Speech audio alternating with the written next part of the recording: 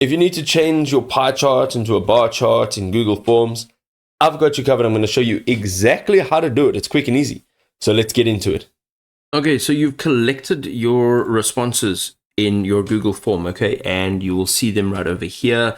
And essentially what you'll see over here is you can click on the link to Sheets, and all of the information from here will directly be imported to your Google Sheet. Now, this is what essentially it will look like.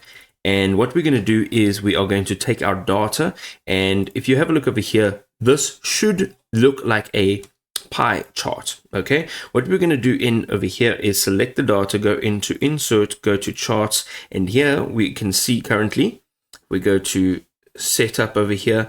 We'll be able to actually change the chart type. So over here it says column chart, and let's say it was a pie chart directly from Google Forms. You can now change that from a pie chart.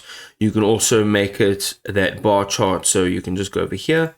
There's that type of bar chart. There's that one there. And you can have a look through what else is available over here. So once this is actually selected, you can actually go ahead and say Control C. You'll actually copy this chart, and you can go back in here and you can actually paste it when you are done changing it from your pie chart to a bar chart.